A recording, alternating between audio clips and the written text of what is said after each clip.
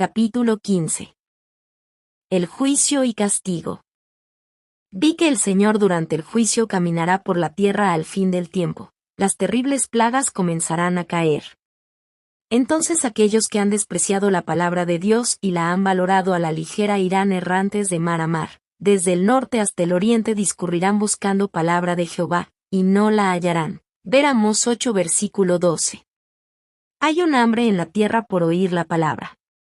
Los ministros de Dios habrán hecho su última tarea, ofrecido sus últimas oraciones, derramado sus últimas lágrimas amargas por una iglesia rebelde y un pueblo impío.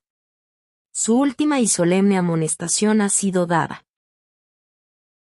Entonces, aquellos que han profesado la verdad y no la han practicado, cuán rápidamente darían casas y terrenos, dólares que han sido acumulados miserablemente y conservados en forma mezquina, para recibir algún consuelo, para que se les explique el camino de salvación, o para oír de sus ministros una palabra de esperanza, o una oración o una exhortación.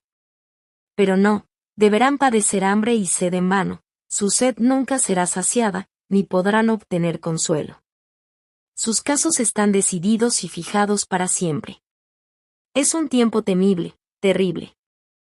Pero Noé se mantuvo como una roca en medio de la tempestad.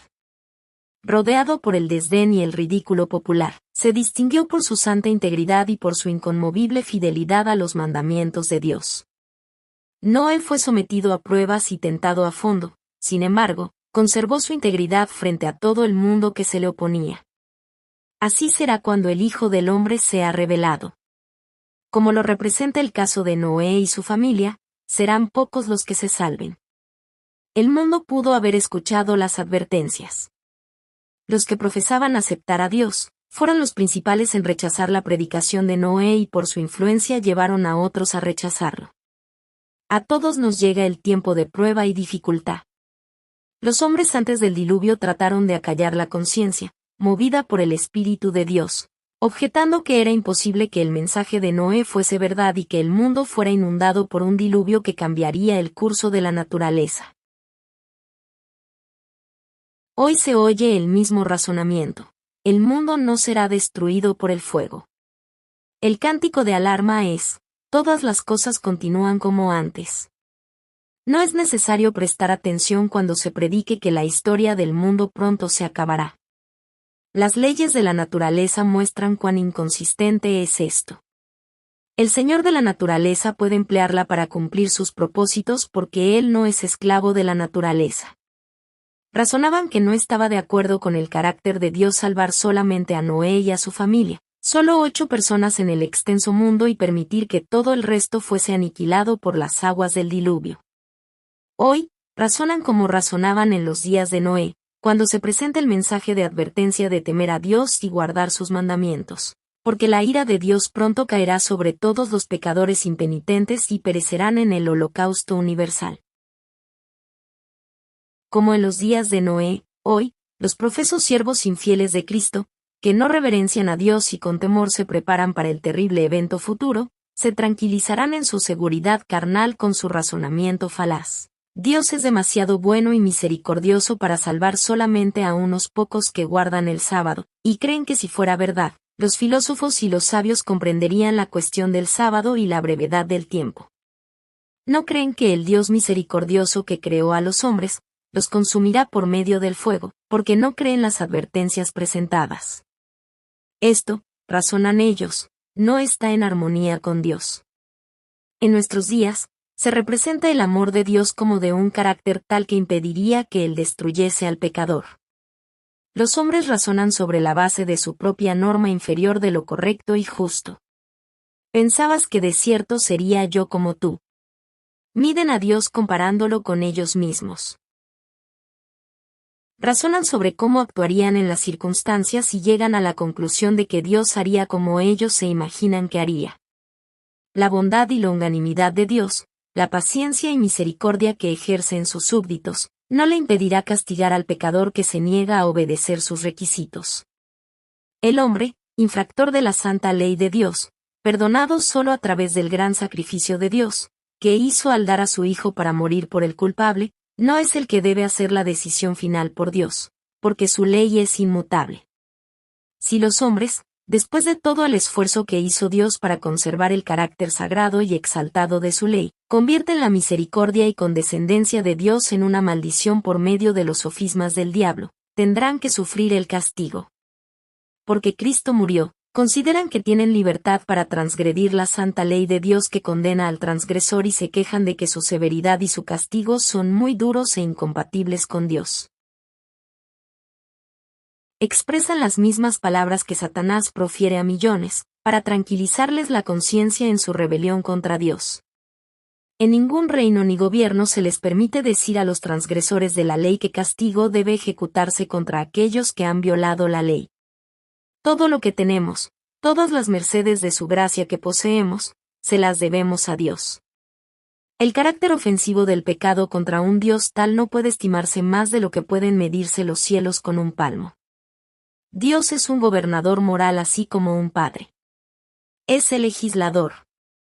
Hace y ejecuta sus leyes. La ley que no tiene penalidad, no tiene fuerza.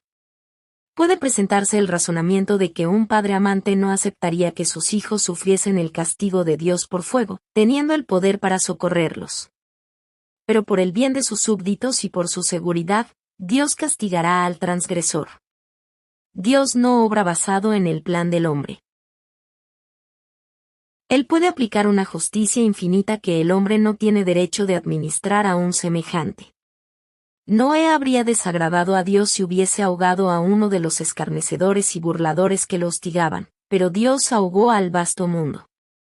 Lot no habría tenido derecho de imponer castigo a sus yernos, pero Dios lo haría usando de estricta justicia. ¿Quién dirá que Dios no hará lo que Él dice que hará? Dios es siempre veraz, aunque todo hombre sea mentiroso. El Señor vendrá envuelto en llamas de fuego para ejecutar venganza sobre los pecadores que no conocen a Dios ni obedecen el Evangelio.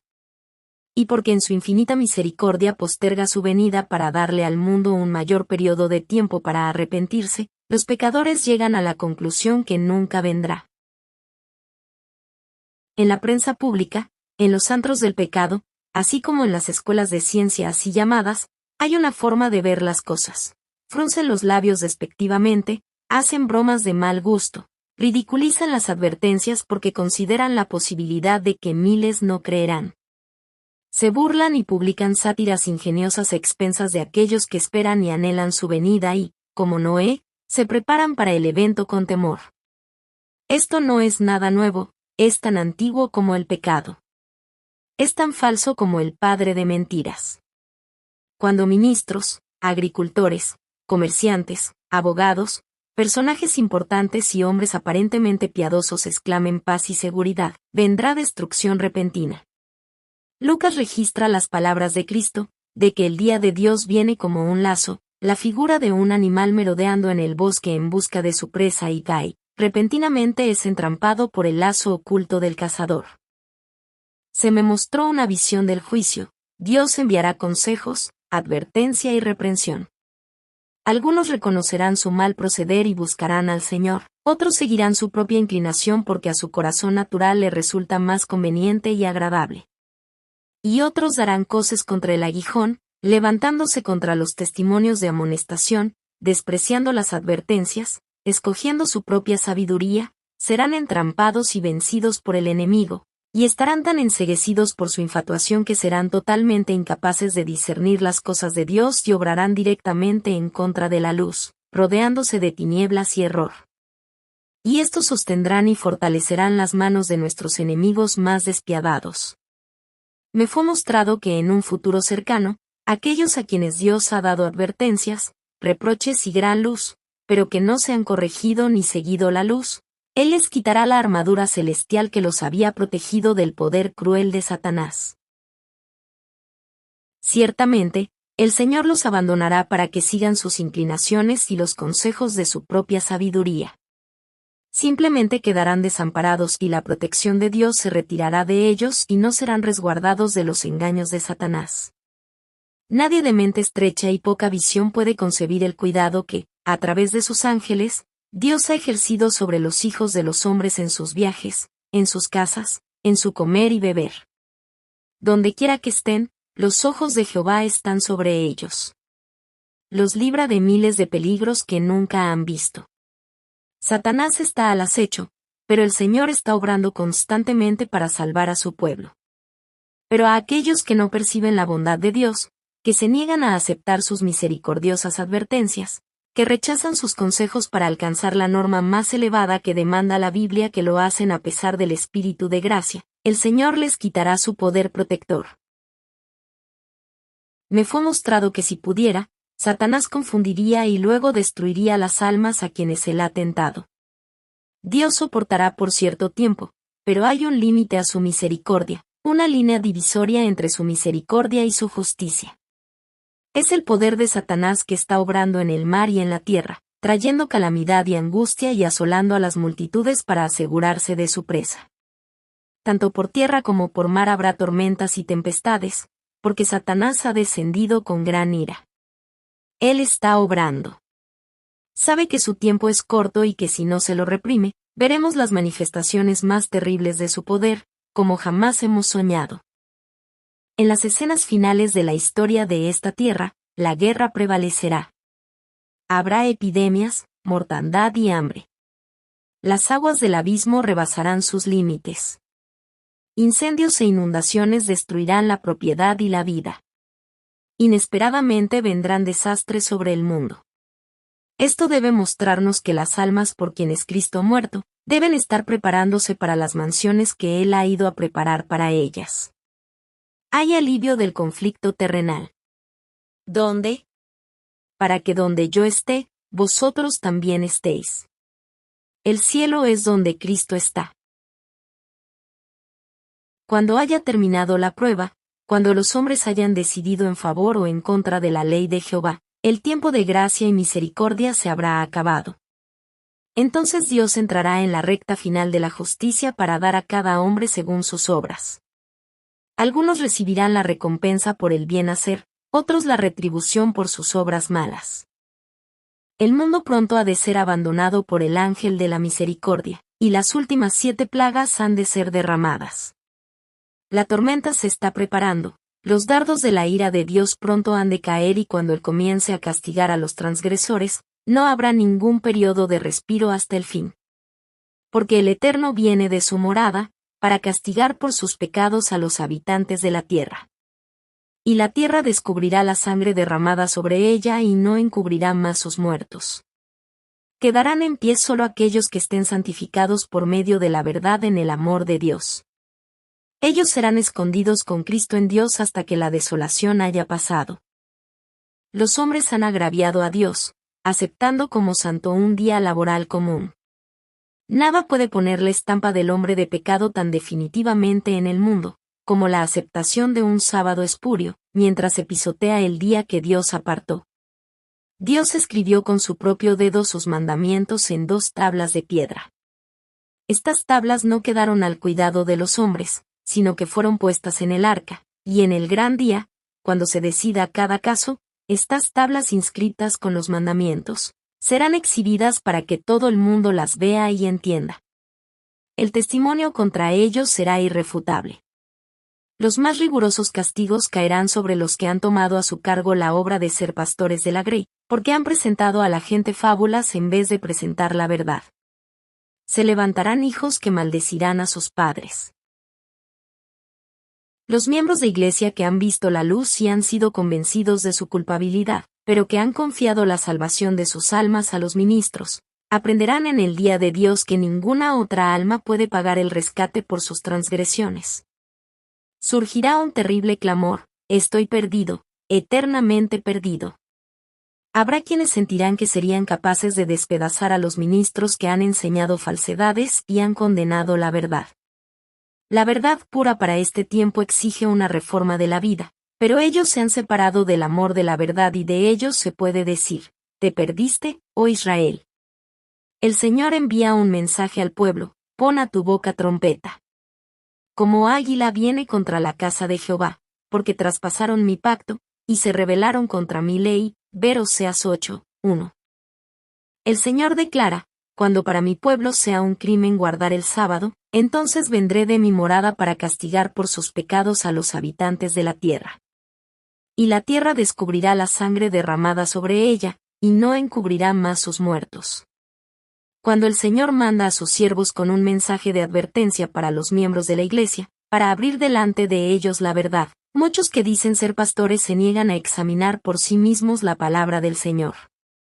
Y comienzan una perorata contra el mensajero y el mensaje de verdad. Circulan falsedades y hacen todo lo posible para usarlas contra aquellos a quienes el Señor ha enviado, con un mensaje de advertencia para llevar a las personas a escudriñar la Biblia por sí mismas con un sentimiento de sobrecogimiento sagrado, temiendo ser halladas luchando y blasfemando contra Dios. A los mensajeros de Dios se los acusa de hacer la obra de Satanás. Pero mientras siguen el ejemplo del gran Maestro, su obra testifica por ellos. Los que se han dejado engañar, no tendrán excusa por su negligencia a investigar la palabra de Dios por sí mismos.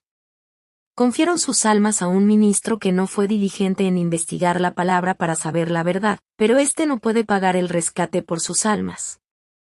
En cualquier momento, Dios puede retirar de los impenitentes las prendas de su misericordia y amor maravillosos. Ojalá los seres humanos pudieran considerar cuál será el resultado seguro de su ingratitud para con Dios y de su desprecio del don infinito de Cristo para nuestro mundo. Si continúan amando la transgresión antes que la obediencia, las bendiciones presentes y la gran misericordia de Dios de que ahora disfrutan, pero que no aprecian, finalmente serán la causa de su ruina eterna. Por un tiempo podrán elegir dedicarse a diversiones mundanas y placeres pecaminosos antes que a refrenarse en su senda de pecado, y vivir para Dios y para el honor de la majestad del cielo. Pero cuando sea demasiado tarde para que vean y comprendan lo que han menospreciado como algo baladí, sabrán lo que significa estar sin Dios y sin esperanza. Entonces se darán cuenta de lo que han perdido al elegir ser desleales a Dios y mantenerse en rebelión contra sus mandamientos. En lo pasado desafiaron el poder de Dios y rechazaron sus invitaciones misericordiosas. Finalmente caerán sobre ellos los juicios divinos. Entonces comprenderán que han perdido la felicidad, la vida eterna en las cortes celestiales. Ciertamente dirán, nuestra vida estaba llena de soberbia contra Dios, y ahora estamos perdidos. En el tiempo cuando caigan los castigos de Dios sin misericordia, cuánto envidiarán los impíos la condición de los que habitan al abrigo del Altísimo, el pabellón en el cual oculta el Señor a todos los que lo han amado y han obedecido sus mandamientos. Para los que sufren como consecuencia de sus pecados, ciertamente será envidiable la suerte de los justos en un tiempo tal. Pero después que termine el tiempo de gracia, la puerta de la misericordia se cerrará para los impíos, no se ofrecerán más oraciones a su favor. En esta época de prodigios satánicos, se dirá y hará todo lo concebible para engañar si es posible, aún a los escogidos. Que los creyentes no digan nada que exalte el poder de Satanás. El Señor distinguirá a su pueblo que guarda los mandamientos con marcadas señales de su favor, si se dejan modelar y transformar por su espíritu, y edifican una fe más santa escuchando estrictamente a la voz de su palabra. Si subsistimos en el gran día del Señor, con Cristo como nuestro refugio y nuestra fortaleza, debemos abandonar toda envidia y toda contienda por la supremacía. Debemos destruir completamente la raíz de estas cosas impías para que no puedan surgir de nuevo a la vida. Debemos ponernos plenamente del lado del Señor. Ciertamente vendrán tribulación e ira sobre los que profesan ser cristianos, pero aceptan los principios de Satanás apartándose de los mandamientos de Dios, mientras viven una mentira en su vida cotidiana. ¿No podemos ver la incertidumbre del tiempo? Hay muchísimos que no están preparados para la venida del Señor.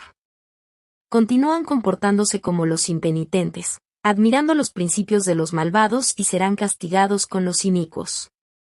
¿Puede él ampararlos de los desastres por mar y tierra cuando traicionan la verdad de Dios haciendo que el mensaje que Él ha dado sea algo incierto? No, no. Anoche se presentó una escena delante de mí. Tal vez nunca me sienta libre de revelarla completamente, pero revelaré una parte de ella. Me parecía ver una inmensa bola de fuego que caía sobre el mundo y que aplastaba grandes mansiones. De lugar en lugar se elevaba el clamor, el Señor ha venido, el Señor ha venido. Muchos no estaban preparados para recibirlo, pero unos pocos decían, alabado sea Dios. Los que sentían que la destrucción venía sobre ellos les preguntaban, ¿por qué están alabando a Dios? Porque ahora vemos lo que hemos estado esperando. La terrible respuesta que recibieron fue, si ustedes creían que estas cosas vendrían, ¿por qué no nos lo dijeron? ¿No sabíamos nada de esto? ¿Por qué nos dejaron en la ignorancia? Todo el tiempo nos veían, ¿por qué no vinieron a visitarnos y a hablarnos del juicio que había de venir, y que debíamos servir a Dios para no perecer? Ahora estamos perdidos. Que Dios nos ayude a levantarnos, como Daniel, para recibir nuestra heredad durante los días de preparación que nos quedan. Padres, enseñen a sus hijos acerca de las cosas que ocurrirán sobre la tierra, y condúzcanlos a prepararse para encontrar a su Señor en paz. Una escena muy impresionante pasó ante mí en visiones nocturnas. Vi una inmensa bola de fuego que caía en medio de un grupo de hermosas casas que fueron destruidas instantáneamente. Oí a alguien decir, sabíamos que los juicios de Dios visitarían la tierra, mas no pensábamos que vendrían tan pronto. Otros dijeron en tono de reproche, vosotros que sabíais estas cosas, ¿por qué no dijisteis nada? Nosotros no lo sabíamos. Y por todas partes oía reproches parecidos. A medida que nos acerquemos al fin de la historia de esta tierra, se repetirán en otras partes las escenas de la calamidad de San Francisco. Estas cosas me hacen sentir que estamos en tiempos muy solemnes porque sé que el día del juicio es inminente. Los juicios que ya han descendido son una advertencia, pero no el fin del castigo que vendrá sobre las ciudades impías. Nuestras ciudades son los lugares más terribles, donde se practica todo tipo de pecado e iniquidad de naturaleza repugnante. Se deshonra grandemente el nombre del Señor. En sesiones nocturnas he visto muchos de los juicios de Dios que están empezando a caer sobre nuestras ciudades y ahora puedo entender mejor el verdadero significado de estas escenas que he presenciado. No sabemos cuán pronto vendrán las escenas de destrucción y desolación en forma universal. Por tanto, estad preparados también vosotros, porque el Hijo del Hombre vendrá a la hora que no pensáis. Pronto estas escenas serán presenciadas tal como se las describe claramente. Presento estas maravillosas declaraciones de las Escrituras para consideración de todos. Las profecías registradas en el Antiguo Testamento son la palabra del Señor para los últimos días y se cumplirán tan seguramente como hemos visto la desolación de San Francisco.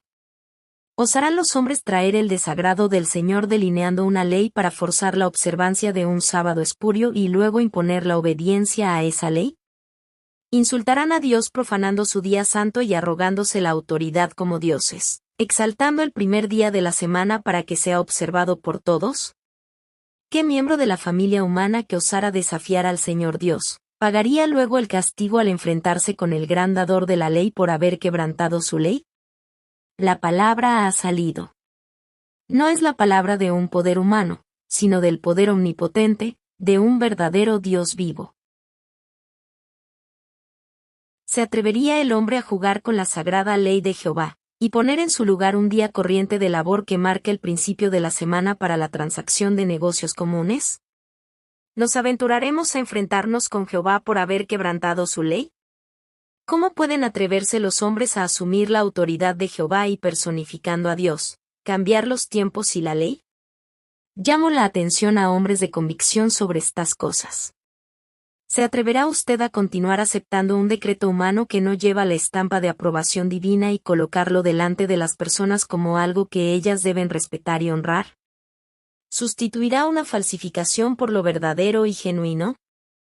Se enfrentará así con Dios por la transgresión de su ley, al amenazar, perseguir y castigar severamente a las personas que usted considera como delincuentes, porque escogen obedecer la ley de Jehová en lugar del sábado espurio que el hombre ha creado.